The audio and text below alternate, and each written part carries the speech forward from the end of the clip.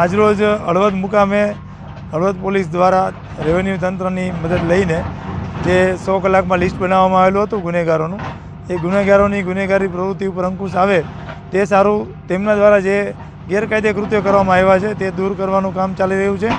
અહીંયા હાલ દબાણ દૂર કરવાની કાર્યવાહી ચાલુ છે, જેમાં સરકારી જમીન કે જે 1 કરોડ આસપાસની ગણી શકાય એવી જમીન ઉપર દબાણ છે, એવા આરોપીનું અત્યારે દબાણ ખોલવામાં આવી રહ્યું છે. અહીંયા હળવદ પોલીસે છેલ્લા 15 દિવસની અંદર કામગીરી કરતાં કુલ 10 ડિમોલિશન કરીને અલગ અલગ જગ્યાઓ ખુલ્લી કરાવેલ છે અને 3માં હજી સંકલન કાર્યવાહી ચાલુમાં છે. અને આ જે જગ્યા છે એમાં આજની જે જગ્યા ખાલી થઈ રહી છે એ 1 કરોડ ઉપરની જગ્યા છે. PGVCL દ્વારા અલગ અલગ 8 કેસ કરવામાં આવ્યા જે ગેરકાયદે વીજ કનેક્શન મેળવવામાં આવેલા હતા, જેમાં 11,95,000નો દંડ કરવામાં આવ્યો છે અને પ્રોહિબિશનના પણ 2 કેસ કરવામાં આવ્યા છે. આમ જે ગુનેગારોનું લિસ્ટ બનવામાં પામેલ છે હળવદ પોલીસ સ્ટેશનમાં, તેની પર કાર્યવાહી કરી અને ભવિષ્યમાં ગુના ન આચરે તે માટેની આ એક દાખલારૂપ કાર્યવાહી કરવામાં આવી રહેલ છે.